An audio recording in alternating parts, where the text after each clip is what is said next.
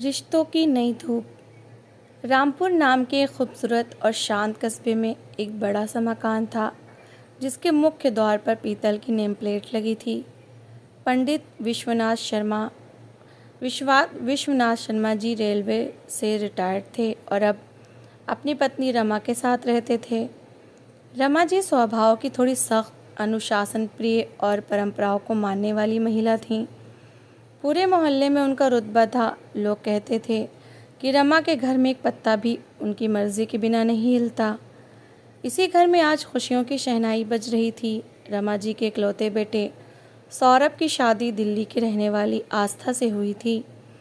सौरभ दिल्ली की एक बड़ी सॉफ्टवेयर कंपनी में मैनेजर था और आस्था भी वहीं एक स्कूल में वाइस प्रिंसिपल थी। आस्था आधुनिक विचारों की थी, लेकिन उसमें बड़ों के प्रति आदर और तमीज़ कूट कूट कर भरी थी। शादी के बाद जब आस्था ने पहली बार रामपुर के इस बड़े से घर में कदम रखा तो उसके दिल में एक अजीब सी घबराहट थी। उसने बचपन से ही सहेलियों से टीवी सीरियलों में और समाज में सास बहू के झगड़ों के बारे में सुन रखा था। उधर रमा जी के मन में भी एक डर था कि शहर की पढ़ी लिखी लड़की है, पता नहीं हमारे सीधे साधे घर में ढल पाएगी या नहीं, या कहीं मेरे बेटे को मुझसे दूर न कर दे। शुरुआती कुछ दिन तो रस्मों रिवाजों और मेहमानों की आवाजाही में बीत गए। असली कहानी तब शुरू हुई जब मेहमान चले गए और घर अपनी सामान्य पटरी पर लौटने लगा। शादी के एक हफ्ते बाद रमा जी ने सुबह सुबह आस्था को आवाज़ दी, आस्था, बहू ज़रा नीचे आना। आस्था ने जल्दी से अपनी साड़ी का पल्लू संभाला और सीढ़ियों से नीचे आई। रमा जी रसोई में खड़ी थीं। उनके हाथ में पीतल का एक पुराना डिब्बा था। देखो बहू, रमा जी ने गंभीर आवाज़ में कहा, ये हमारे घर का नियम है। सुबह ठीक 6 बजे घर के मर्द चाय पीते हैं और रसोई की जिम्मेदारी अब तुम्हारी है। आज तुम्हारी पहली रसोई है, तो मैंने सोचा कि तुम्हें बता दूं कि इस घर में मसाले और दालें कहाँ रखी जाती हैं। हमारे यहाँ खाने में ज़्यादा लहसुन प्याज नहीं डलता और घी हमेशा घर का बना हुआ इस्तेमाल होता है। आस्था ने मुस्कुराकर सिर हिलाया। जी माँ जी, आप चिंता मत कीजिए, मैं जैसा आप कहेंगी वैसा ही खाना बनाऊंगी। आस्था ने उस दिन सूजी का हलवा और पूरी सब्जी बनाई। हलवा बहुत स्वादिष्ट बना था। जब विश्वनाथ जी और सौरभ ने खाया तो उन्होंने आस्था की बहुत तारीफ की। वाह बहू, मज़ा आ गया, ऐसा हलवा तो तुम्हारी सासू माँ भी नहीं बनाती। विश्वनाथ जी ने हंसते हुए कहा। ये बात रमा जी को थोड़ी चुभ गई। हालांकि उन्होंने कुछ कहा नहीं, लेकिन उनके चेहरे पर एक हल्की सी शिकन आ गई। उन्होंने हलवे का एक चम्मच मुंह में डाला और बोली, हाँ ठीक ही है, पर मीठा थोड़ा तेज़ है। सौरभ के पापा को शुगर है, अगली बार से चीनी ज़रा नाप कर डालना। आस्था का मुस्कुराता हुआ चेहरा थोड़ा उतर गया। उसने सोचा, शायद माँ जी को मेरा काम पसंद नहीं आया। ये पहली छोटी सी गलतफहमी थी जिसने दोनों के बीच एक अदृश्य दीवार खड़ी करनी शुरू कर दी। दिन बीतने के साथ छोटी छोटी बातें बड़ी होने लगीं। आस्था दिल्ली में काम करती थी, जहाँ उसकी दिनचर्या अलग थी। यहाँ रामपुर में उसे सुबह जल्दी उठना पड़ता था, जो वह कर तो लेती थी, लेकिन दोपहर में उसे थोड़ी देर सोने की आदत थी। एक दिन दोपहर में रमा जी की कुछ सहेलियाँ और मोहल्ले की महिलाएं आस्था से मिलने आईं। रमा जी ने आस्था के कमरे का दरवाज़ा खटखटाया। आस्था उस वक्त गहरी नींद में थी। जब वो उठी और उसने दरवाज़ा खोला तो उसकी आंखें सूजी हुई थीं और बाल थोड़े बिखरे थे। ड्राइंग रूम में बैठी शर्मा जी की पत्नी ने मुस्कुराकर कहा, अरे रमा, बहू अभी से सो रही है। शहर की लड़कियों की आदतें थोड़ी अलग होती हैं ना। रमा जी को अपनी सहेलियों के सामने ये बात बर्दाश्त नहीं हुई। जब सब मेहमान चले गए तो रमा जी ने आस्था को टोक दिया, बहू, दोपहर को इस तरह घोड़े बेचकर सोना हमारे घर की औरतों को शोभा नहीं देता। कल को कोई अचानक आ जाए तो क्या सोचेगा कि बहू दिन भर सोती रहती है। आस्था को बहुत बुरा लगा। उसने शांत स्वर में कहा, माँ जी, मैं सुबह 5 बजे से उठकर घर का सारा काम खत्म कर चुकी थी। दोपहर में बस आधे घंटे के लिए आँख लग गई थी। बहू, जुबान मत लड़ाओ, जो नियम है सो है, रमा जी ने थोड़ा कठोर स्वर में कहा और वहाँ से चली गई। आस्था अपने कमरे में गई और रोने लगी। जब शाम को सौरभ ऑफिस से आया तो उसने आस्था को उदास देखा। पूछने पर आस्था ने सब बता दिया। सौरभ ने आस्था को गले लगाया और कहा, आस्था, माँ का दिल बुरा नहीं है, वो बस सालों से इसी ढर्रे पर जी रही हैं। थोड़ा समय दो, सब ठीक हो जाएगा। लेकिन सौरभ की ये बात रमा जी ने दरवाजे के बाहर से सुन ली। उन्हें लगा कि उनका बेटा अब अपनी माँ के बजाय अपनी पत्नी का पक्ष ले रहा है। उनके दिल में ये बात बैठ गई कि बहू आते ही बेटे को बदल रही है। अगले कुछ महीनों तक घर में एक अजीब सी खामोशी छाई रही। आस्था रमा जी की हर बात मानती, लेकिन अब उसकी मुस्कान गायब हो चुकी थी। वो सिर्फ एक मशीन की तरह काम करती थी, बिना किसी शिकायत के, लेकिन बिना किसी अपनेपन के। रमा जी को भी महसूस हो रहा था कि बहू उनसे दूर भाग रही है। इसी बीच आस्था को रामपुर के ही एक प्रतिष्ठित कॉलेज से वाइस प्रिंसिपल के पद के लिए बुलावा आया। उसने शादी के बाद जॉब के लिए अप्लाई किया था। आस्था बहुत खुश थी। उसने ये बात सबसे पहले सौरभ को बताई। शाम को डिनर के टेबल पर सौरभ ने कहा, पापा, माँ, एक बहुत अच्छी खबर है। आस्था का रामपुर डिग्री कॉलेज में सिलेक्शन हो गया है। अगले महीने से ज्वाइनिंग है। विश्वनाथ जी खुश हुए। अरे वाह, ये तो बहुत अच्छी बात है। हमारी बहू इतनी पढ़ी लिखी है, घर पर बैठे बैठे बोर हो जाती है। बहुत बहुत बधाई बहू। लेकिन रमा जी ने अपनी चम्मच प्लेट पर रख दी। उनकी आवाज़ में गंभीरता थी। इस घर की बहुएं बाहर नौकरी नहीं करती सौरभ। मेरे पास भी बीए की डिग्री थी, लेकिन मैंने पूरा जीवन इस घर को संवारने में लगा दिया। आस्था अगर सुबह 9 से शाम 5 बजे तक बाहर रहेगी तो घर कौन संभालेगा? तुम्हारे पापा की दवाइयाँ, घर का खाना, मेहमानों का आना जाना, ये सब कौन देखेगा? आस्था ने हिम्मत जुटाकर कहा, माँ जी, मैं सुबह का सारा खाना बनाकर जाऊंगी और शाम को आकर भी सब संभाल लूँगी। मैंने अपनी पढ़ाई बहुत मेहनत से की है। प्लीज़ मुझे ये मौका दीजिए। नहीं, मतलब नहीं। इस घर की एक इज्जत है। रमा जी ने कड़े शब्दों में फैसला सुना दिया। सौरभ कुछ बोलना चाहता था, लेकिन आस्था ने उसकी शर्ट खींचकर उसे रोक दिया। आस्था चुपचाप अपने कमरे में चली गई। उस रात उसने पहली बार महसूस किया कि शायद इस घर में उसकी अपनी कोई पहचान नहीं है। उसने कॉलेज का ऑफ़र लेटर फाड़कर डस्टबिन में डाल दिया। कहानी में मोड़ तब आया जब सर्दियों के दिन शुरू हुए। सौरभ को एक हफ्ते के लिए किसी ज़रूरी प्रोजेक्ट के सिलसिले में जर्मनी जाना पड़ा। विश्वनाथ जी भी अपने एक पुराने दोस्त की बेटी की शादी में शामिल होने के लिए 2 दिनों के लिए बनारस गए हुए थे। घर पर सिर्फ रमा जी और आस्था अकेले थे। दोनों के बीच बातचीत ना के बराबर होती थी। आस्था सुबह चाय दे देती, खाना बना देती और रमा जी बिना कुछ कहे खा लेती।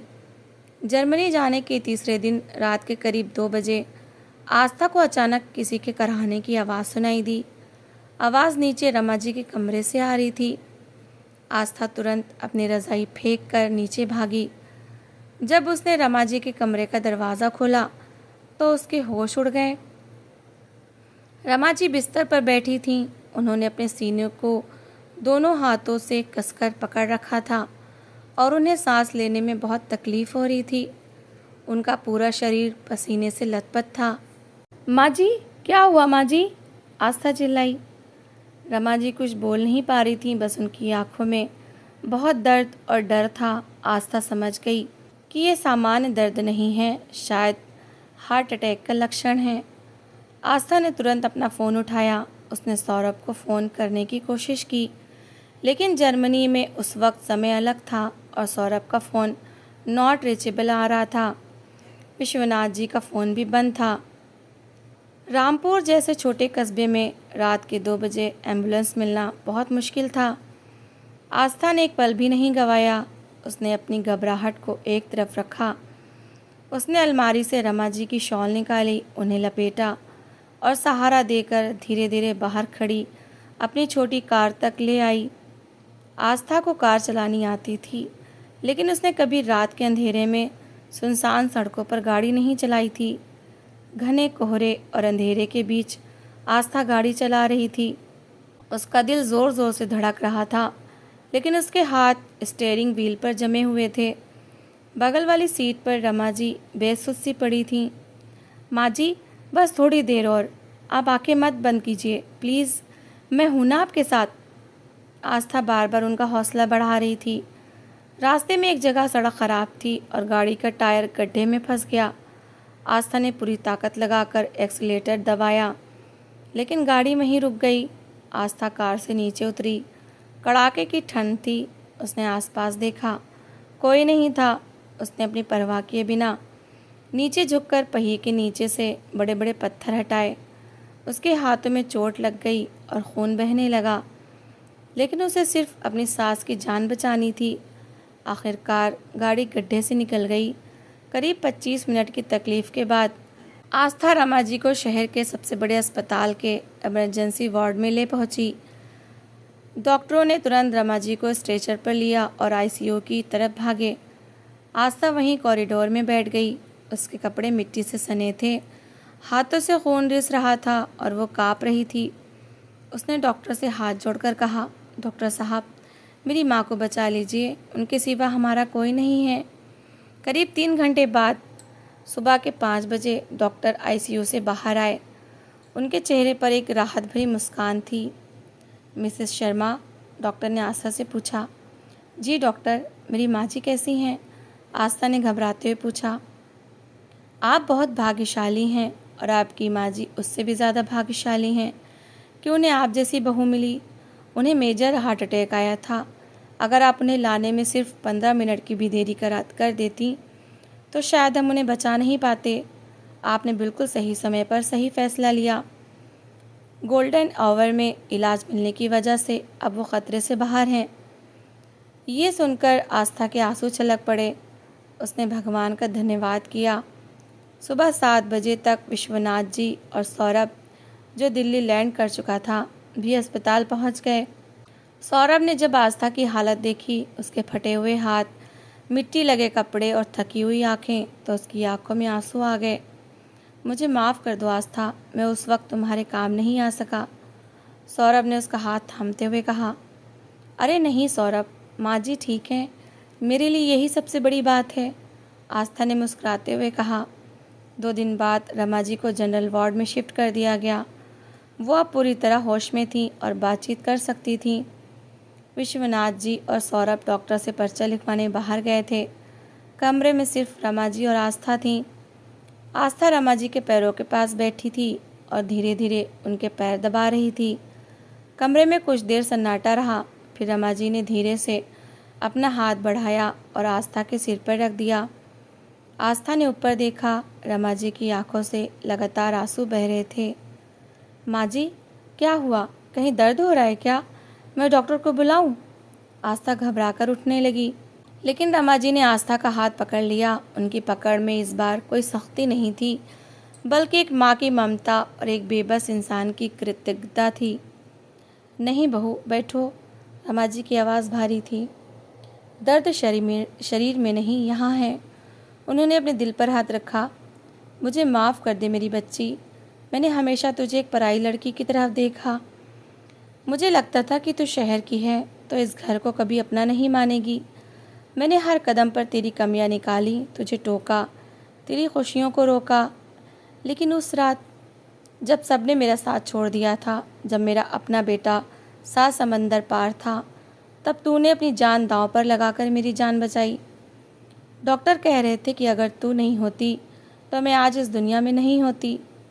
आस्था की आंखों में भी आंसू आ गए। उसने रमा जी के हाथ को अपने गाल से लगा लिया। माँ जी, ऐसा मत कहिए, आप मेरी माँ हैं। अगर मेरी अपनी माँ उस हालत में होती तब भी तो मैं यही करती ना। एक बेटी अपनी माँ के लिए नहीं करेगी तो कौन करेगा? बेटी शब्द सुनते ही रमा जी का दिल पिघल गया। उन्होंने आस्था को खींचकर अपने सीने से लगा लिया। ये वो आलिंगन था जिसने पिछले 6 महीनों की सारी कड़वाहट, सारी गलतफहमियाँ और सारी दूरियाँ एक पल में धो दी। जब सौरभ और विश्वनाथ जी कमरे में दाखिल हुए तो उन्होंने देखा कि सास और बहू एक दूसरे के गले लगकर रो रही थीं। दोनों पुरुषों के चेहरे पर एक सुकून भरी मुस्कान तैर गई। उन्हें समझ आ गया था कि अब उनका घर सचमुच एक स्वर्ग बन चुका है। अस्पताल से डिस्चार्ज होकर जब रमा जी घर लौटी तो घर का माहौल पूरी तरह बदल चुका था। अब रमा जी सुबह जल्दी उठकर रसोई में नहीं जाती थी, बल्कि आस्था उन्हें बेड टी ला कर देती थी।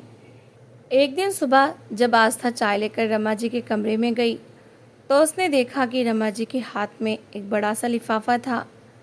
ये क्या है माँ जी? आस्था ने चाय की प्याली टेबल पर रखते हुए पूछा।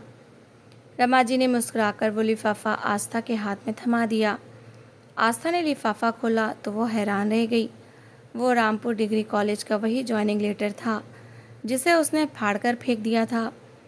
रमा जी ने कॉलेज के प्रिंसिपल जो उनके परिचित थे से बात करके दूसरा लेटर मंगवाया था। माँ जी ये? आस्था की आवाज़ लड़खड़ा गई। रमा जी खड़ी हुई और आस्था के कंधे पर हाथ रखकर बोली, हाँ बहू, ये तुम्हारा ज्वाइनिंग लेटर है। मैंने कॉलेज के बड़े बाबू से बात की है। तुम्हारी ज्वाइनिंग अगले सोमवार से है। लेकिन माँ जी, आपने तो कहा था कि इस घर की बहू हैं। रमा जी ने उसके मुंह पर हाथ रख दिया। चुप कर पगली, वो रमा कोई और थी जो पुरानी रूढ़ियों में बंधी थी। आज की रमा जानती है कि उसकी बहू सिर्फ इस घर की लाज नहीं बल्कि इस घर का गौरव है। तो इतनी पढ़ी लिखी है, देश का भविष्य संवार सकती है। और रही बात घर की, तो क्या तेरी सासू माँ इतनी बूढ़ी हो गई हैं कि घर नहीं संभाल सकती? सुबह तू कॉलेज जाना, दोपहर का खाना और घर में संभालूंगी। शाम को जब तू थक कर आएगी तो गरम गरम चाय मैं तुझे पिलाऊंगी। आस्था की आंखों से खुशी के आंसू बह निकले। उसने रमा जी के पैर छुए तो रमा जी ने उसे गले से लगा लिया। सोमवार का दिन आया। आस्था ने हल्के नीले रंग की सूती साड़ी पहनी थी। माथे पर छोटी सी बिंदी और आंखों में एक नया आत्मविश्वास था। जब वो घर के मंदिर में पूजा करके मुड़ी तो रमा जी आरती की थाली लेकर खड़ी थीं। उन्होंने आस्था को तिलक लगाया, उसका मुंह मीठा कराया और दही चीनी खिलाई। जाओ बेटी, अपने जीवन की नई पारी शुरू करो। मेरा आशीर्वाद हमेशा तुम्हारे साथ है, रमा जी ने कहा। आस्था जब घर के मुख्य द्वार से बाहर निकली तो सुबह की सुनहरी धूप पूरे आंगन में फैली हुई थी। पीतल की उस पुरानी नेम प्लेट पर सूरज की किरणें चमक रही थीं। आस्था ने पीछे मुड़कर देखा। रमा जी मुख्य द्वार पर खड़ी होकर उसे देखकर मुस्कुरा रही थीं और हाथ हिला रही थीं। अब इस घर में कोई सास या बहू नहीं थी। वहाँ सिर्फ दो औरतें थीं जो एक दूसरे की ढाल बन चुकी थीं। सदियों पुरानी वो कड़वी परंपरा हार चुकी थी और एक माँ बेटी का खूबसूरत रिश्ता जीत चुका था। रामपुर के उस बड़े से मकान में अब रिश्तों की एक नई गुनगुनी धूप खिल चुकी थी। कहानी से सीख, रिश्ता चाहे सास बहू का हो या कोई और, वो तब तक नहीं पनप सकता जब तक उसमें एक दूसरे के प्रति सम्मान और अपनी रूढ़ियों को छोड़ने का लचीलापन न हो। जब हम मैं और मेरा छोड़कर हम और हमारा अपनाते हैं तो हर घर स्वर्ग बन जाता है। तो दोस्तों, इस कहानी को लेकर आपकी क्या राय है? कमेंट सेक्शन में अपनी राय ज़रूर शेयर करें। और अगर आपको हमारी आज की कहानी अच्छी लगी हो तो प्लीज़ इसे लाइक शेयर ज़रूर करें और ऐसी ही emotional, suspense, family story, love story, motivational story को सुनने के लिए मेरे चैनल को सब्सक्राइब ज़रूर करें। तो मिलते हैं एक नई और दिलचस्प कहानी के साथ। Thanks for watching.